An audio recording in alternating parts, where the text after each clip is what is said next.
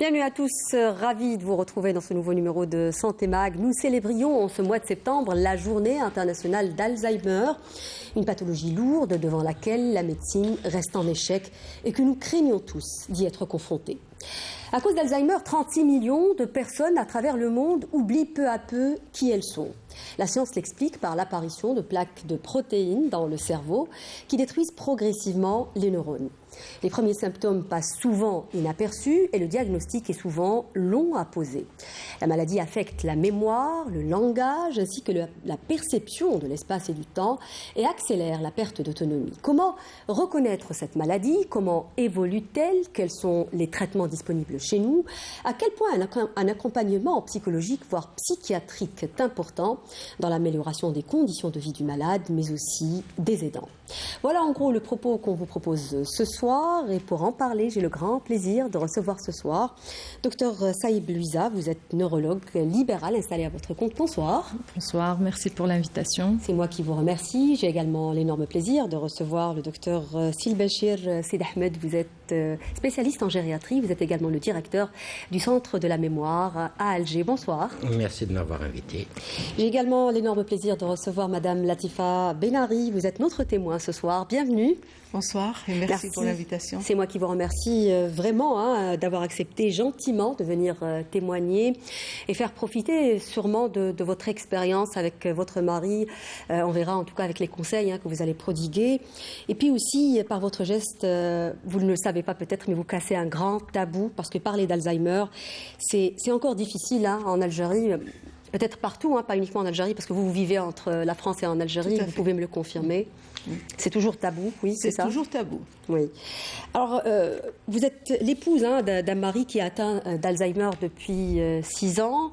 Vous en occupez à plein temps. C'est une vigilance de tout instant, me disiez-vous en préparant cette émission. Aujourd'hui, vous avez pu justement participer à cette émission grâce à votre fille, Shahra, qu'on salue au passage, parce qu'elle a bien voulu le garder. Elle est avec vous depuis 1 année et demie. C'est un grand sacrifice. Je lui rends hommage. Oui. Parce qu'elle m'aide beaucoup. Absolument. C'est un exemple à suivre. Alors, comment va-t-il? Comment va votre mari aujourd'hui? Ça va, grâce à elle aussi. C'est un peu grâce à elle, parce que quand je suis éprouvée, je suis fatiguée, c'est elle qui prend le relais. Et on a appris, avec le temps, à faire tout pour qu'il soit bien. C'est-à-dire, c'est notre priorité. Souvent, nous, on s'oublie. Et on a envie, des fois, de passer des moments toute seule. On n'y arrive pas. Oui, absolument. Mais lui, c'est vrai que, heureusement, le seul côté positif d'Alzheimer, c'est qu'il est inconscient de sa maladie. Voilà. Il ne souffre pas, en fait. Oui. Alors, est-ce que on va peut-être parler d'un point très important on disait justement tout à l'heure comment reconnaître cette maladie. Aujourd'hui, il y a 6 ans que votre mari est touché par cette maladie. Il se rappelle de vous encore, il vous reconnaît? Il reconnaît tout le monde. Oui, il parle encore, il communique. Tout à fait, oui. Oui. Est-ce que vous vous rappelez comment ça a commencé? Alors ça a commencé, ça n'a rien à voir. Il y a une grande différence entre le début, quand on a vraiment pris conscience, même pas, c'est pas moi. Ma fille, on était à Miami, chez elle, chez Shahra, justement, et il lui posait des questions, et il avait un problème d'espace, il y avait une confusion d'espace, il confondait, au balcon, il confondait Miami, Alger, et la France, puisque c'est notre point de chute. Et il lui demandait à chaque fois qu'elle se préparait pour aller travailler, à quelle heure tu rentres? Donc la première fois, la deuxième fois, elle répond, mais au bout de la 10e fois, il retenait jamais la réponse. Ça n'allait pas, voilà, ça n'allait pas. Et puis à un moment, elle m'a dit, maman, je lui dis, mais non, c'est la mémoire qui vieillit, c'est tout. Ça n'a rien à voir avec maman, vas-y, parce que j'ai l'impression aussi qu'il y a des signes de dépression, comme vous avez dit, de dépression. Alors, bien sûr, elle m'a alertée. Dès que je suis rentrée en France, on a fait une évaluation gérontologique en hôpital de jour, et c'est là où je suis tombée de haut.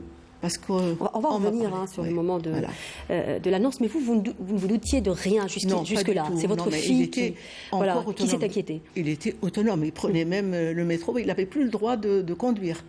Mais il prenait le RER, il prenait le bus, il travaillait, il complètement lisait le autonome. Journal. Oui, il lisait tous les jours le journal. Donc pour moi, rien n'a changé, hormis ce qui s'est passé avec ma fille. Oui.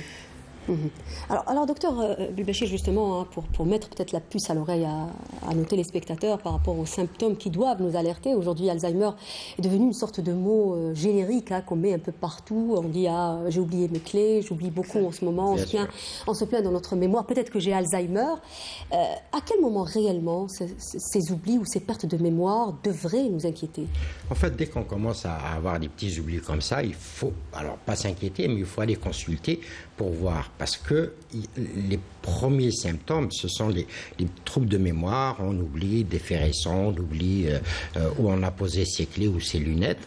Et à ce moment-là, il faut aller consulter et un bilan sera fait, un bilan mémoire. Il sera fait avec une neuropsychologue. Ça se fait à votre niveau déjà, au niveau de votre centre. À notre niveau, d'accord. Oui. Et à ce moment-là... Une consultation mémoire. Une consultation mémoire. À ce moment-là, on fait... déjà, il y a l'examen clinique, on interroge le malade, on interroge la famille. Après, on fait un bilan neuropsychologique et une imagerie. Ce qui nous permet par la suite de poser éventuellement un diagnostic et se dire, bon, il y a quelque chose de douteux, il faut faire attention, il faut surveiller, et où il y a quelque chose, une maladie, et à ce moment-là, on commencera un traitement et on suivra le malade, aussi, voilà. Bien sûr, et on suivra le malade régulièrement. Oui. Docteur Saïb, finalement, la maladie d'Alzheimer, si on doit la définir, c'est la maladie de l'oubli? Oui, principalement, le symptôme principal, c'est les oublis à court terme, c'est-à-dire que la mémoire récente. Là, je parle de l'oubli de la maladie d'Alzheimer, de l'oubli pathologique. Tout ce qui est ancien va être transcrit par le patient de façon intacte. Oui. Donc ça, des fois, l'entourage va dire, voilà, il me raconte quelque chose d'il y a 20 ans dans le moindre détail, et donc ça peut ne pas inquiéter l'entourage. Il y a les oublis. Il peut y avoir des modifications au niveau de la personnalité, des troubles de l'humeur, réagir de façon inappropriée à des situations, c'est-à-dire s'énerver alors que ça ne mérite pas de réagir de cette façon-là, tendance à l'isolement, une dépression. Oui, comme disait tout à l'heure Mme Benarri. Oui. Après, tout ce qui est tendance à l'isolement, ça peut être aussi un mécanisme de défense. Le patient, à un stade de début, peut être conscient de ces troubles. Donc il va éviter la confrontation, vu qu'il oublie. Donc dès qu'il y aura du monde ou des conversations qu'il aura du mal à suivre, c'est-à-dire le patient peut aussi rapporter, vous dit j'ai du mal à suivre une conversation au long cours, je n'arrive pas à suivre à la télé le fil des idées, je perds le fil de mes idées. Ça peut être un manque du mot, c'est-à-dire au niveau langage, au niveau des gestes de la vie quotidienne, c'est ce qu'on appelle les praxies. Tout ça peut faire partie d'un mode de début de la maladie d'Alzheimer. Évidemment, devant un motif, c'est devenu un motif de consultation fréquent, les troubles de la mémoire. Mais il y a l'oubli bénin et l'oubli pathologique. Oui. Est-ce que vous pensez qu'au fil des années, parce qu'aujourd'hui on parle quand même de 36 millions à travers le monde, ce qui est énorme, et on dit que dans 20 ans, le chiffre va doubler, selon les chiffres de l'OMS. Est-ce que c'est le mode de vie contemporaine aussi qui affecte un peu notre mémoire? C'est l'allongement de l'espérance de vie aussi. C'est ce qui fait que... Mais il y a aussi des formes précoces, docteur. L'allongement il y a aussi des de formes l'espérance. précoces, docteur Saïb. Il y a des gens aujourd'hui qui sont diagnostiqués à 40 ans. Cadre nosologique, oui, il y a des formes précoces. C'est ce qu'on appelle les Alzheimer précoces. D'accord. C'est des formes rares, évidemment. Oui. C'est des formes génétiques, généralement. C'est des formes génétiques. En réalité, il y a... Alors, il n'y a pas d'hérédité, mais il y a les formes génétiques, d'accord, qu'on voit chez des personnes beaucoup plus jeunes, d'accord. Et en général, là, c'est toute la famille qui est touchée dans les formes génétiques. Oui. Sur la question de notre mode de vie contemporaine, docteur Belbachir, est-ce que vous pensez aujourd'hui que notre mode de vie moderne ou contemporaine fait en sorte que ce type de maladie, de démence, explose? C'est-à-dire aujourd'hui, par exemple, on n'apprend plus rien qu'à citer cet exemple, par exemple, les numéros de téléphone. On n'apprend plus les numéros de téléphone, on est incapable presque. On dépend carrément de notre répertoire sur le téléphone. On n'écrit plus à la main, on tape, alors qu'on dit que l'écriture à la main est un moyen de renforcer la mémoire. Alors on perd des habitudes qui peut-être renforcées par le passé de notre mémoire. Est-ce que tout cela n'affecte pas aussi notre mémoire? Probablement pas. Quand on mémorise quelque chose, en fait, il y a plusieurs moyens de mémoriser. Il y a la mémoire visuelle, il y a l'écriture. Tout ça permet de renforcer une information dans le cerveau. Donc, si on n'écrit plus, donc on perd un moyen de renforcer cette information en stockage, en quelque sorte. Il y a aussi l'âge, on a dit l'environnement, l'âge est un facteur de risque parce qu'on vit beaucoup plus longtemps qu'avant. C'est clair. Il y a aussi notre alimentation. Ça, c'est comme le cas de M. Benari, justement, parce que lui, il a quand même été diagnostiqué à 80 ans, c'est ça? 89. Oui, voilà. Aujourd'hui, il a 89 ans, il a été diagnostiqué. Voilà. Pour autant, la maladie a commencé beaucoup plus tôt. Elle commence vers l'âge de la cinquantaine, commence à avoir les premières atteintes anatomiques au niveau du cerveau. Et il faut une certaine progression pour que les premiers symptômes apparaissent. Et plus la maladie, elle s'étend, enfin je veux dire l'atteinte anatomique, elle s'étend, plus il y a des symptômes qui apparaissent au fur et à mesure pour arriver... Chaque région anatomique va être touchée, va être responsable de signes. D'une perturbation d'une fonction supérieure. Voilà. Il faut adapter le traitement. Ça a commencé par la mémoire, ensuite ça va être la parole, ça va être aussi les comportements. Je veux dire, voilà, quand vous parlez d'endroits dans le cerveau. Exactement. L'oubli est un symptôme. Absolument. Par exemple, on peut être en burn-out ou en dépression et avoir des troubles de la concentration. Ça peut engendrer un oubli. Tout simplement, parce que le processus, la mémoire, c'est des étapes. Il faut la concentration. C'est en dehors d'Alzheimer. Voilà, en dehors. Il faut une concentration, l'encodage, ça passe par plusieurs. D'où l'intérêt du bilan neuropsychologique. Il est important. Je vais vous inviter justement, messieurs, dames, à regarder un reportage. On a tendu le micro à des aidants, aussi à une présidente d'une association, l'association Matin Sanich, qui fait beaucoup de choses pour les malades d'Alzheimer, les malades de Parkinson aussi, mais aussi de leur famille. Je vous propose de regarder, c'est un reportage signé Leila Benaïcha. Regardez. Je l'ai vécu avec la maman, Rabbi yarhamha Inch'Allah. C'était très très dur parce que ça s'empirait de plus en plus. L'oubli, elle est arrivée وين يعني احنا ولادها ما تعرفناش وهذا الشيء هذا يعني اثر بزاف فينا ماشي حاجه سهله صدير لو فات لي لا مامون واللي ما تعرفكش انا كي كنت نجيبها لداري كانت تقولي ديني لداري وتحب تخرج تحب تروح. Donc il fallait une surveillance constante. Pour les proches, la confirmation de la maladie déclenche une panique et un désarroi. La question est comment s'organiser et s'adapter face à cette nouvelle situation. Il fallait une surveillance constante. ويعني باش إنسان يعسها لازم واحد يعني يتفرغ من كل شغالاته ما يخدم ما والو يقعد معها يعسها. لا خرجت ولا حبت تنوض كاش ما وين تروح ولا تحكمها دي كريز دو فولي براتيكمون تحب تقول لك نروح دونك براتيكمون يعني ما راهيش حاجه سهله يعني هذوما والدين يعني الله غالب لازم انسان ينتهلا فيهم ويصبر يعني باسكو سي با كيك شوز دو فاسيل ولا كانوا خاوه وخواتات يعني يتداولوا على الامر هذا باسكو الدرك لا طاع على واحد ثاني ماشي مليح. L'association Matin Sanich, qui œuvre avec un programme permettant d'améliorer la qualité de vie des malades et leurs proches, met l'accent sur la prise en charge psychosociale du patient. Un malade, il a besoin pas de traitement médicamenteux seulement, il a besoin d'activité physique, il a besoin de stimulation cognitive, il a besoin de sortir, il a besoin d'être avec la société pour pouvoir avoir une bonne qualité de vie. Nous avons comme objectif aussi, c'est de casser l'isolement du malade ou de l'aidant. Casser l'isolement, parce que nous, en Algérie, le malade, il se cache chez lui.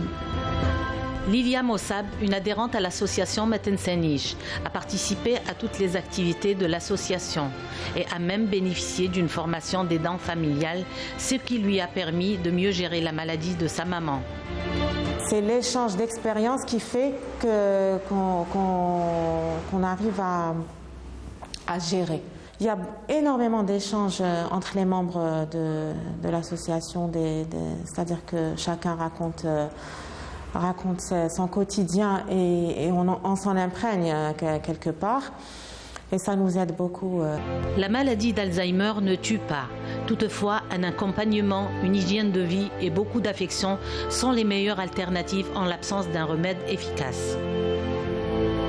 Alors justement, le reportage pose une problématique par rapport aux aidants et par rapport à leur famille. Un gros problème On va parler peut-être avec vous, hein, Madame Benari, justement, on va revenir là-dessus. Mais juste avant, j'aimerais vous poser une question qui me paraît importante, celle qui se rapporte avec l'annonce. Hein. Vous en disiez tout à l'heure un mot. Quand on vous a annoncé que votre mari est atteint d'Alzheimer, comment vous avez vécu ce moment ? C'était une épreuve très difficile. Hein. C'était une tragédie pour moi. C'est comme si ma vie s'arrêtait, parce que je connaissais les conséquences. Qu'est-ce qui vous faisait le plus peur ? Comment ? Qu'est-ce qui vous faisait le plus peur quand vous avez appris qu'il a Alzheimer ? C'est de ne pas pouvoir justement gérer Pourtant, c'était pas visible. Hein. Il y avait absolument rien qui montrait qu'il y avait des difficultés. Mais j'ai tout de suite commencé à discuter avec le médecin, le gériatre. J'ai commencé à chercher des solutions. On l'a inscrit dans des journées en hôpital de jour pour faire des activités. Et pas seulement pour moi, mais aussi pour lui, kiné. Donc la kiné me montrait comment prendre le relais, parce que j'avais envie aussi de l'aider à stabiliser, parce que ça c'est très important pour lui et pour nous, pour la famille, parce que mon aîné habite toujours avec nous. C'était vraiment dramatique pour nous, cette nouvelle. Mais on a constaté qu'avec tout ce qu'on faisait, c'est vrai, on avait l'impression qu'on ralentissait un petit peu la régression. Le processus. Oui.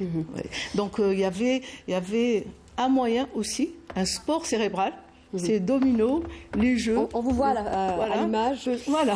Et c'est lui qui gagne, toujours à ce jour. Cette photo date d'hier. Oui. Il faut dire que ce genre d'activité, d'abord, ça permet justement de parler de l'isolement de ces personnes et de l'isolement aussi des aidants.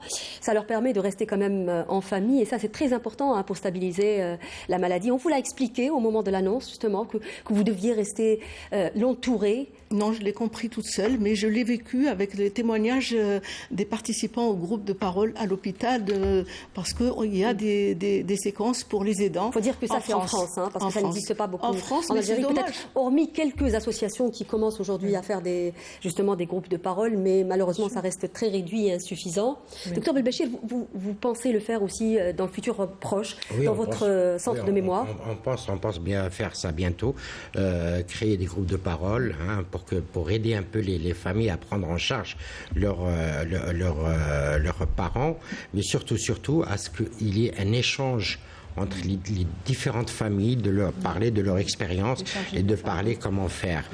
C'est important ça parce qu'en Algérie, on a comment dire c'est encore un tabou. Hein. C'est encore un tabou, voilà, c'est encore très difficile d'en parler, d'accord. Donc c'est vraiment... Beaucoup de lacunes et beaucoup d'insuffisances. Des formations, des professionnels, même les professionnels. Et puis il y a une espèce de refus de la maladie, donc en essayant de minimiser au maximum les symptômes et expliquer que parfois il y a des symptômes et qu'on peut prendre en charge et qu'on peut aider absolument la famille. Quand l'annonce diagnostique d'ailleurs se fait, elle se fera pour le patient. On va parler de déclin cognitif. Il faut annoncer progressivement. Expliquer, bien, c'est la famille. C'est la famille qui va jouer le premier rôle, je veux dire, avec ce patient. Expliquer qu'il faut qu'il soit entouré. Est-ce qu'on dit que c'est faut une insertion sociale, la stabilisation de l'état du malade. Le traitement médicamenteux va ne faire que 50%, c'est ce que je leur dis, du travail. Et les autres 50%, c'est la famille, les proches. Évidemment, mais l'aidant, ça reste une personne. Elle ne peut pas être là, H24. Il faut décharger le fardeau, excusez-moi du mot, mais il faut décharger le fardeau de l'aidant. D'où les centres du jour, c'est important. Pour des séances de stimulation cognitive, de prise en charge, c'est une prise en charge qui est multidisciplinaire. Absolument. L'appel est lancé, hein, docteur Saïb. J'aimerais rester un peu sur l'annonce avec vous, docteur Belbachir. Est-ce qu'aujourd'hui, il est important d'informer la personne ? Alors, on voit aujourd'hui, malheureusement, que Alzheimer n'est plus l'apanage hein, des personnes âgées. On parlait tout à l'heure, justement, des formes précoces. On peut voir aujourd'hui des personnes diagnostiquées à 40 ans. Est-ce qu'il est important de dire à la personne qu'elle a Alzheimer ? Est-ce qu'il est important qu'elle prenne conscience qu'elle a cette pathologie ? Moi, en tout cas, je suis partisan d'informer le patient, malade, même s'il faut choisir les mots qu'il faut. D'accord, c'est très important, mais il faut quand même qu'il soit prévenu, que le message arrive, parce que comme c'est lui qui est malade, donc il doit participer lui aussi à la prise en charge. S'il refuse de prendre ses médicaments, on peut rien faire. Donc c'est très important que lui soit vraiment, c'est lui le point central. Il y a la famille aussi, à qui il faut informer, à qui il faut expliquer exactement ce que c'est que la maladie, le stade dans lequel est le patient, c'est très important parce que c'est une prise en charge qui est globale. On travaille tous, en tout cas dans l'intérêt du patient, tous main dans la main. Donc, voilà. Oui, docteur Saïb, pour le diagnostic, est-ce qu'aujourd'hui, je disais tout à l'heure en préambule que souvent le diagnostic met du temps, il est long à poser. Est-ce qu'aujourd'hui nos malades d'Alzheimer souffrent d'errance, ou alors aujourd'hui on a quand même par exemple l'imagerie qui peut aider à poser un diagnostic finalement? Le trouble de la mémoire est un motif qui devient de plus en plus fréquent du fait de l'allongement de l'espérance de vie. Finalement. Oui, il y a un allongement de l'espérance de vie. Les troubles de la mémoire, de ce fait, c'est un motif de consultation qui est fréquent. Donc il faut créer ce qu'on appelle des consultations mémoire, où on peut faire un diagnostic. L'imagerie, dans la plupart des cas, on a besoin d'une IRM cérébrale. L'imagerie fonctionnelle, en Algérie, on dispose du PET scan. On a 2 PET scans en Algérie, normalement mais c'est uniquement pour certains cas, quand on veut faire un diagnostic différentiel, c'est-à-dire quand on est coincé, quand on est coincé, on y a recours. Oui, puisqu'on parle du diagnostic, à quel point il est important justement de diagnostiquer précocement les malades d'Alzheimer? Plus précocement on va faire le diagnostic et la prise en charge va être plus précoce, évidemment. Surtout. Qu'est-ce que ça change justement pour le malade? La stimulation, plutôt on va commencer la stimulation, c'est-à-dire quand on a une fonction qui existe, même si elle est déficitaire, cette fonction, plus on va la stimuler, il y aura une stimulation cognitive, plus cette fonction va être préservée. On va préserver au maximum ces fonctions cognitives pour éviter le déclin. Voilà. Et ça, on ne peut le faire qu'au début de la maladie. Parce qu'une fois que la maladie est installée, c'est trop tard. C'est difficile.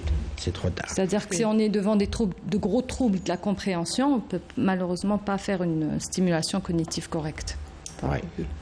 Je voudrais aborder un sujet un peu tabou. Il y a une différence entre l'incontinence urinaire et la nicturie. Parce que la nicturie, c'est le besoin de se lever plusieurs fois dans la nuit. Et ça impacte beaucoup les dents. Parce que moi, j'ai appris toute seule à placer un péniflo. C'est quoi, Madame Benari? Alors, le péniflo, c'est un système de collecte d'urine qui permet... ça évite aux malades de se lever, c'est ça, la nuit? Et de se mouiller, c'est en cas d'incontinence. Et puis, ça permet aussi à la personne, l'aidant, de dormir. Parfois, mais les malades se lèvent plusieurs fois, c'est juste pour faire l'aller-retour. C'est la nicturie. C'est la nicturie. Il se levait tout le temps et je ne dormais pas, donc je manquais de sommeil, j'étais très fatiguée toute la journée. Depuis que je lui place le péniflo, c'est vrai que c'est... Trouver des stratégies. Bien sûr. Oui. Bien sûr. Alors, on disait tout à l'heure justement que c'est une vigilance de tout instant, Madame Benari, que vous en parliez maintenant d'ailleurs des problèmes d'incontinence et des problèmes aussi du réveil la nuit. Vous ne dormez que d'une seule oreille, me disiez-vous en préparant cette émission. Qu'est-ce qui a changé dans votre vie? Tout a changé. Je vais dire. C'est une adaptation, c'est une adaptation sur tous les plans. Je n'ai plus de vie. Il faut que je passe par lui, par exemple. Mais heureusement que avec mes enfants, on tient absolument à l'associer à tout. C'est-à-dire si on part avant de venir ici, parce que vous avez parlé tout à l'heure du problème juridique, c'est le. On voit votre fille sur la photo. Oui. Voilà, il faut l'associer à tout. Voilà, elle lui présente sa petite fille. Elle est venue ici elle est venue pour lui présenter sa fille parce que elle est née quand on était déjà ici. Et c'est vrai qu'on l'associe à tout. Il partage le repas avec nous. Il partage tout. Je lui explique ce qui se passe dans la vie. Par exemple, pour le décès de la reine, j'étais tout le temps en train de lui expliquer. C'est une sorte de stimulation. Il sait qui est la reine Elisabeth, mais il ne connaissait pas. Parce que la télévision, vous me disiez que la télévision, c'était toute sa vie, regarder les informations tout le temps. Et la presse. Il est devenu sédentaire. Mais on envisage de faire tout ce qu'il aime faire. Il mange la même chose qu'avant. Et on a l'intention de l'emmener en Égypte. Et donc, je parle tout le temps des pyramides. Il me dit oui, bien sûr, j'aimerais aller là-bas. Mais il ne sait pas exactement l'espace de l'Égypte, ce que c'est. Mais on va y aller. On l'associe à tout.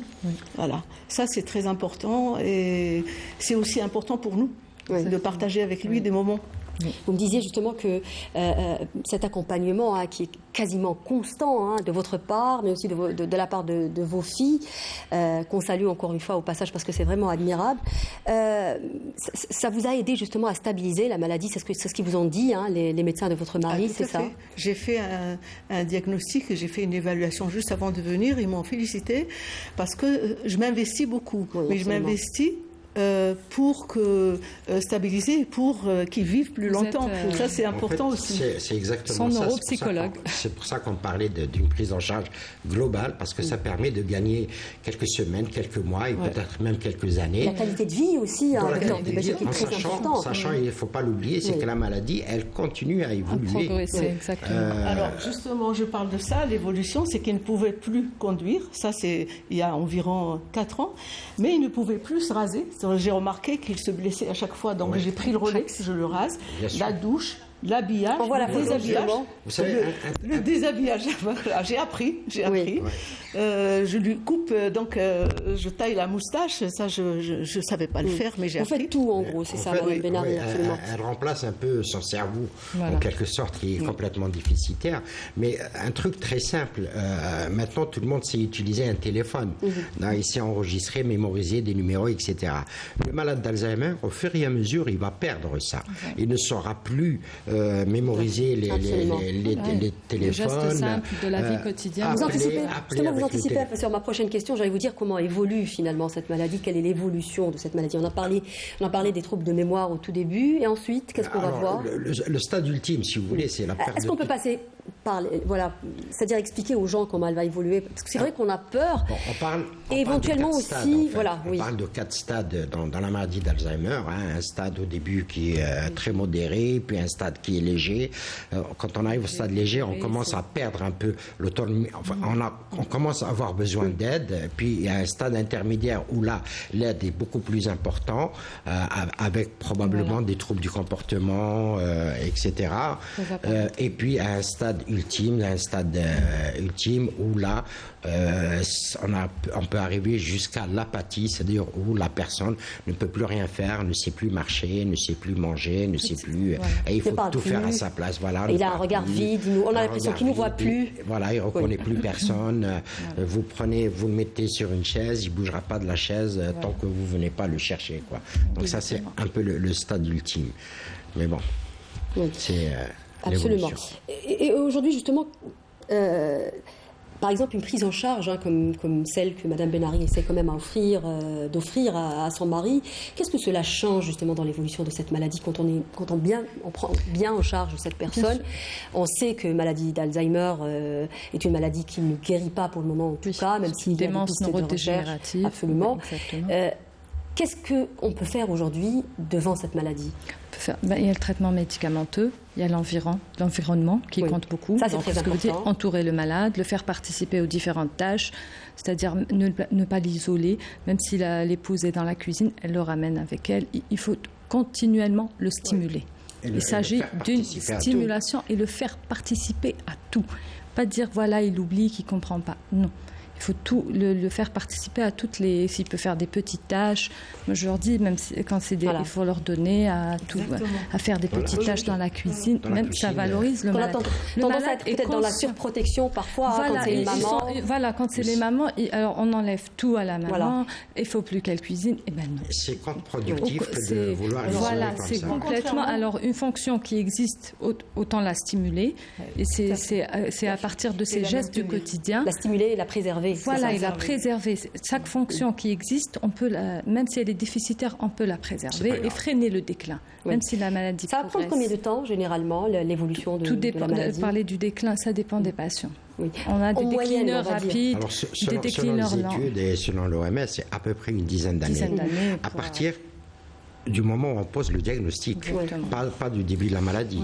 Au moment où on pose le diagnostic, c'est à peu près une dizaine d'années en moyenne. Après, ça dépend de la prise en charge, de la qualité de vie, etc. Donc c'est multifactoriel. C'est multifactoriel. On peut gagner quand même quelques mois et quelques années probablement.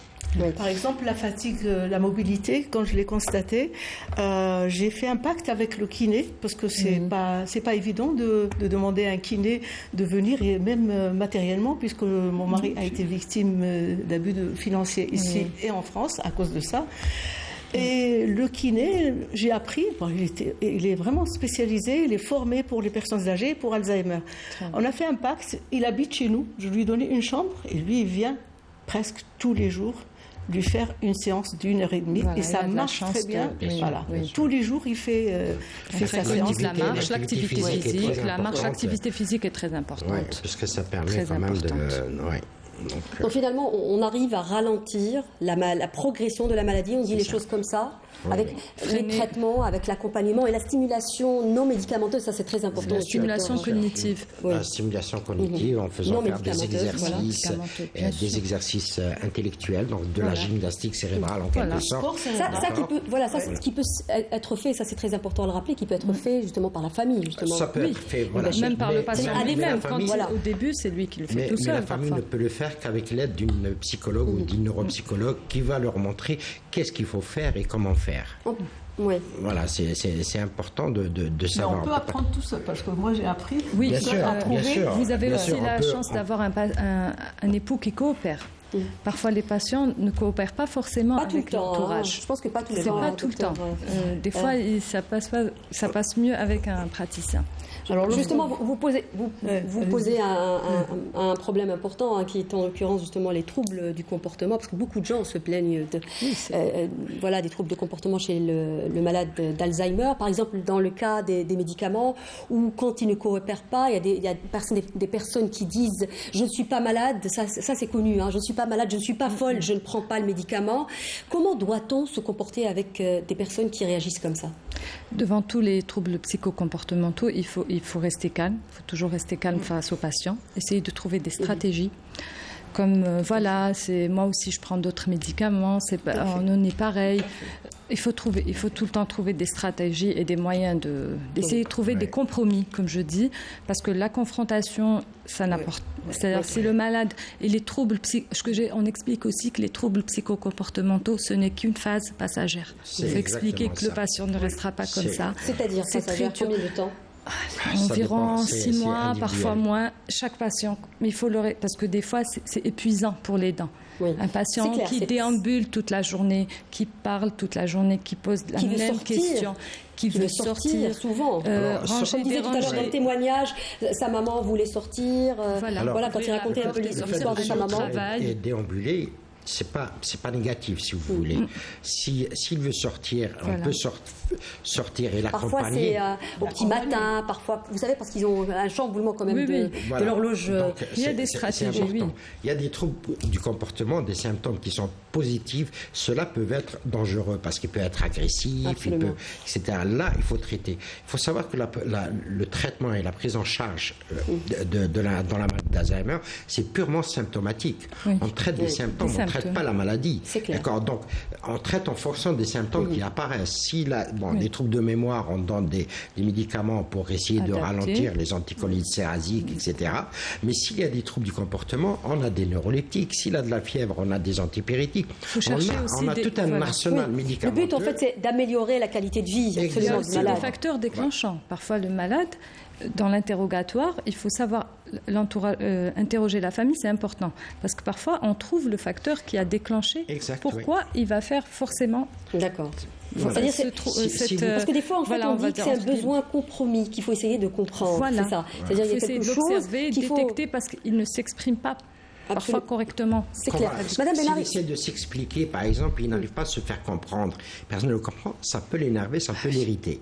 Parfois, il faut essayer de dévancer un peu ce qu'il dit pour comprendre et le rassurer. Une fois qu'il est rassuré, les troubles du comportement disparaissent. Vous avez été confrontée à ça, Madame Benari, les sautes d'humeur. Les sautes d'humeur et puis l'envie de sortir. Les excès de colère aussi. Moi, il parle, il dit, moi, ne m'énervez pas, j'ai envie de prendre ma voiture, je vais prendre ma voiture pour aller au travail, parce que, comme il est transitaire ici à Alger, donc il redevient comme avant, transitaire, je vais aller à la douane pour faire une déclaration. Donc on le laisse, puisque la porte est fermée. Cette protection, elle est éminente. Même le soir, hein, j'ai même adapté au lit, parce qu'il est en bois, j'ai confectionné par un menuisier une barrière pour l'empêcher de sortir. Parce que dès qu'il veut descendre du lit, je me rends compte. Oui. Alors, vous nous en parliez tout à l'heure, hein, les exercices que vous faites justement pour revenir un peu sur la stimulation cognitive, ce qui est quelque chose de très important hein, pour ces malades, notamment dans le stade précoce, ou pour préserver, dans le but de préserver justement les capacités cognitives qu'il a encore. Par exemple, les mots fléchés, j'ai commencé par les mots fléchés. Voilà. Quand j'ai remarqué qu'ils ne suivaient plus, donc pendant quand même une année, tous les matins, une demi-heure de mots fléchés. Et ma fille m'a ramené ça des États-Unis, c'est pas en anglais. De toutes les manières, c'est des jeux qu'on peut trouver même en Algérie. Voilà. C'est des puzzles. En fait, pour la stimulation, pour la stimulation. Parce qu'il aime ça. En plus de ça, son mari, il a toujours joué à ces jeux. Les stimulations, c'est en fonction aussi du patient.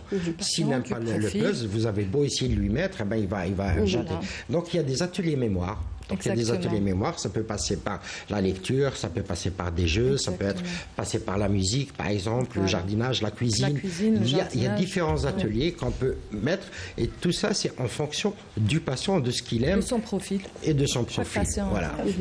Les femmes, en général, souvent, c'est la cuisine, par exemple. Ça aide beaucoup de faire un gâteau. C'est rien de faire un petit biscuit, de rien du tout. Mais ça peut aider. Absolument. Le fait de réussir à le faire, ça rassure la patiente. Suivre des étapes, arriver à ateliers de cuisine, vous me tendez la perche. On va parler aussi de nutrition, parce que ça aussi c'est important hein, pour les malades d'Alzheimer. C'est pas parce que cette personne est inconsciente qu'elle ne sait pas ce qu'elle mange ou qu'elle n'apprécie pas. Parce que parfois, elle peut se contenter d'un petit repas, alors que les besoins en réalité sont c'est important qu'elle mange bien. C'est pas différent de quelqu'un qui est normal. Enfin, je veux dire qu'il n'est pas malade. Il doit manger de tout, varié, plusieurs fois par jour. Alors, c'est compliqué quand il passe par une phase où il refuse l'alimentation. Il y a des moments où ça peut arriver parce que ça devient compliqué.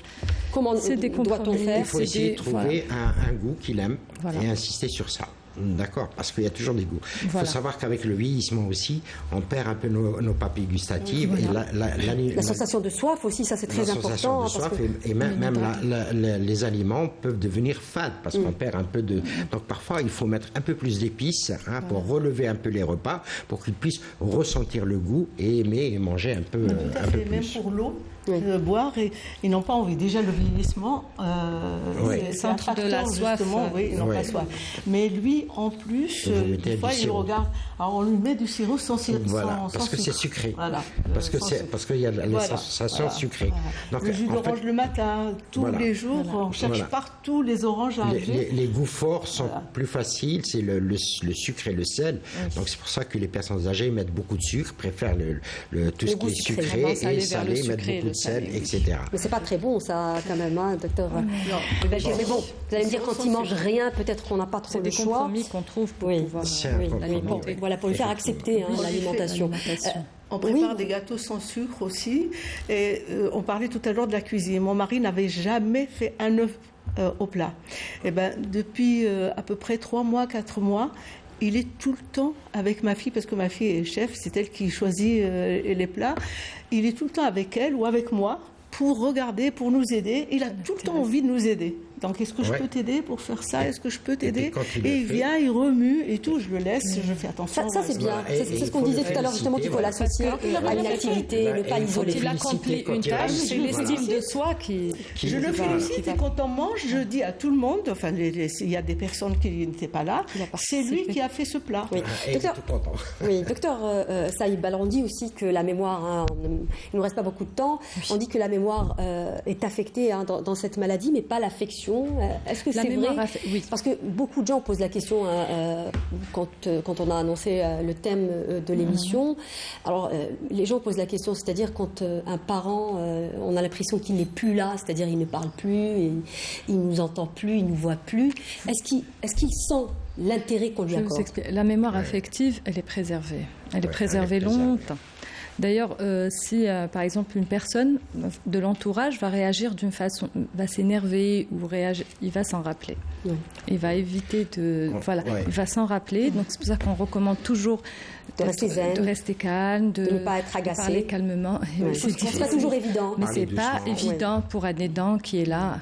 Tout le temps, H24, qui a principalement c'est les épouses qui ont aussi des pathologies chroniques, qui sont fatiguées, qui ne sont pas aidées aussi, ça c'est très important. Qui ne sont pas aidées, voilà, c'est compliqué. C'est surtout ça. Oui, Madame Benari, sur cette question, alors l'émotion et l'affection, est-ce que vous sentez que je le sens, mais nous on a appris à faire avec, c'est-à-dire on attend. Les rapports de force ne marchent pas avec lui.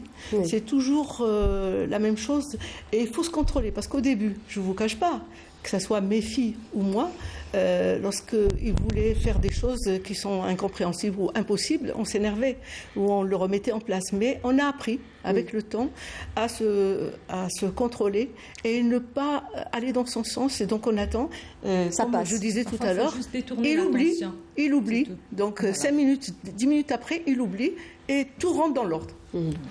Oui. Alors, comment communiquer finalement avec un malade qui ne parle plus, docteur? Il faut parler gentiment déjà avec le patient, quitte à répéter un message plusieurs fois. D'accord.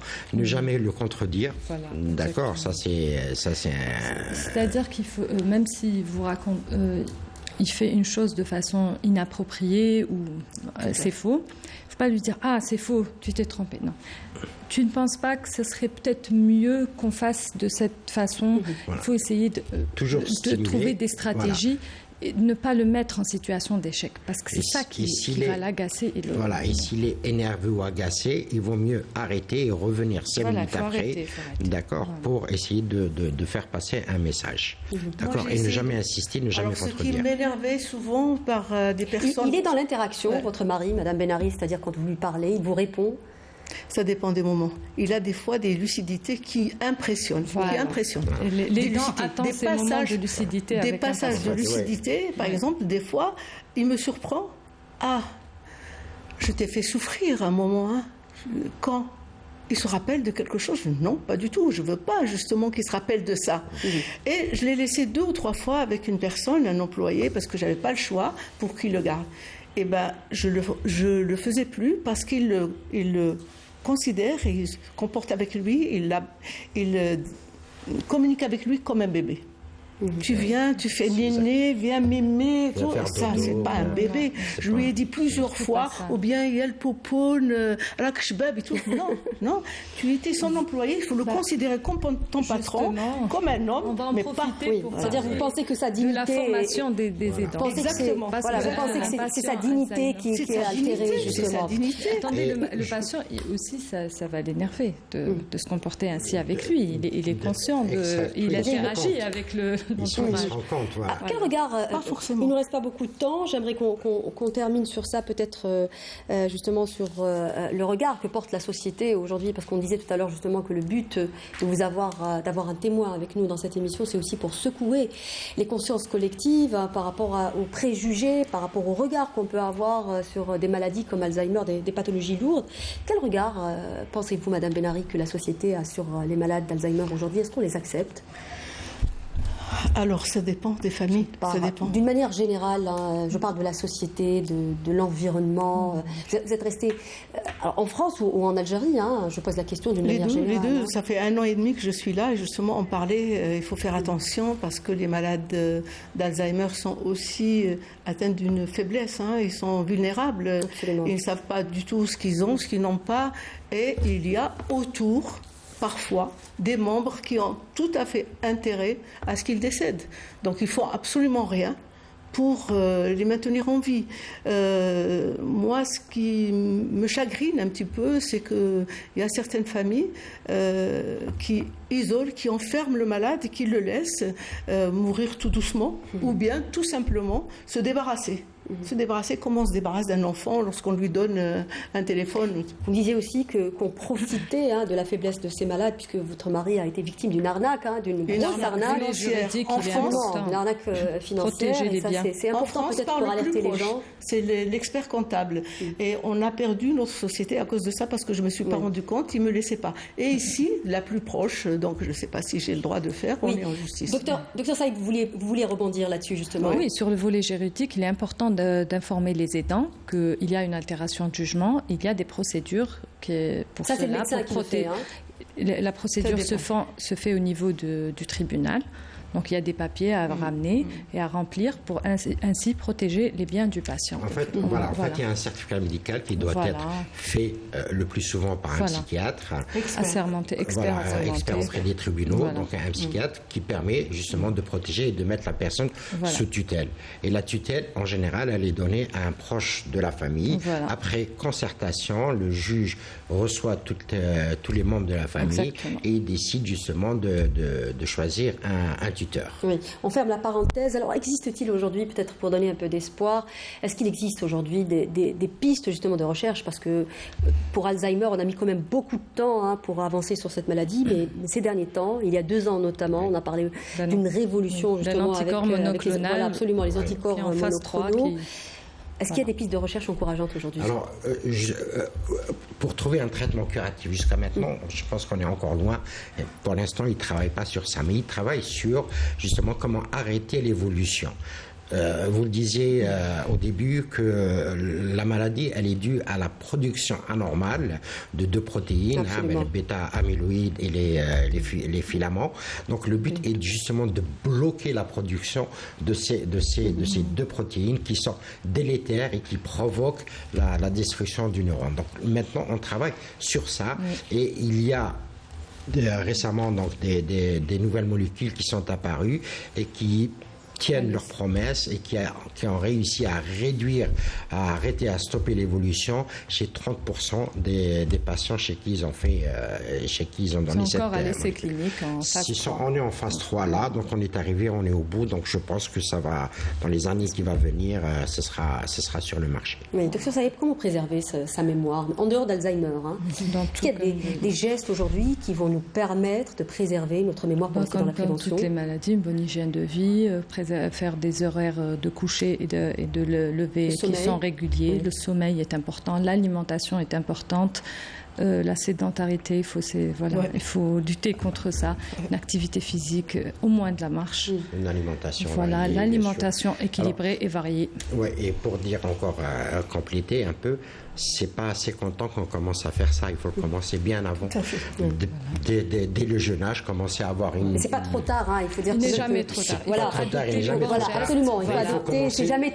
Oui, mais c'est jamais trop tard. Et puis c'est la régularité, peut-être. C'est sur ce point qu'il faudrait... Une hygiène de vie bien relativement stricte. Vous disiez tout à l'heure aussi l'écriture à la main, par exemple, la lecture. La lecture, c'est important. Il faut écrire. Toute activité cérébrale. Pour stimuler certaines fonctions utiliser les moyens modernes qui sont les tablettes, Internet, etc. Éviter tout ça, aussi l'excès, aujourd'hui des écrans qui voilà. Le café, c'est bon ou pas pour la mémoire? C'est bon, oui, c'est un antioxydant. C'est un neuroprotecteur à faible dose. À faible dose, exactement. Pas dans l'excès, comme dans tout. Pas dans l'excès, comme dans tout. Donc, voilà. On va terminer avec vous, Madame Benari, peut-être avec des conseils. C'est le but, en tout cas, aujourd'hui, de vous avoir avec nous, puisque vous avez la chance, ou votre mari a la chance plutôt d'être bien pris en charge par vous et par vos 2 filles. Quel conseil peut-on donner aujourd'hui à une personne qui vient d'apprendre, par exemple, qu'elle a été diagnostiquée Alzheimer ou qu'un parent à elle a été diagnostiqué Alzheimer? Quels sont les réflexes qu'on peut avoir pour améliorer, ne serait-ce qu'un minimum, la qualité de vie de cette personne? Avec l'expérience que j'ai dans les groupes de parole et avec toutes les familles que j'ai connues, je crois qu'il n'y a pas 2 Alzheimer qui se ressemblent. Il y a différents cas. Absolument. Donc c'est vraiment au cas par cas. Et la famille a un rôle fondamental dans la stabilité de la maladie. À ce nouveau. Oui. Il faut s'adapter, c'est-à-dire qu'il faut accepter pouvoir s'adapter à ce nouveau, c'est une nouvelle personne qui est là. C'est exactement c'est ça. pratiquement faire le deuil de la personne qui était tout à fait. et s'adapter à cette nouvelle personne parce qu'elle va changer sur beaucoup de... Peut-être accepter aussi... Beaucoup de patience. Absolument, et accepter aussi peut-être que sa vie change, hein, Madame Benari. C'est notre vie qui change complètement. Contrat, oui. Mais il faut trouver des moments de bonheur avec cette épreuve difficile. Ma fille, par exemple, elle avait l'habitude d'appeler son père tous les jours et de venir de Miami pour son anniversaire. Elle lui racontait tout ce qu'elle a fait. Et à un moment où il ne comprenait rien, tout ce qu'elle lui racontait n'était pas retenu ou bien il y avait des confusions. Elle a commencé à pleurer. Elle a dit une phrase qui m'a touchée, que j'ai retenue. J'ai perdu mon père. Oui, bien sûr. Oui, j'aurais préféré quand même qu'on termine sur quelque chose de positif, Madame Benari. Le côté positif, c'est qu'on continue à vivre des moments très très agréables. On attend de réserver pour aller en Égypte, je vous ai dit, et il attend ça avec impatience. Oui. Je vous souhaite un bon voyage. Merci messieurs, dames, d'avoir participé à cette émission. Merci à vous de nous avoir prêté attention. Cette émission est à présent terminée. J'aurai le grand plaisir de vous retrouver vendredi prochain. D'ici là, portez-vous bien et faites attention à votre santé. À très bientôt.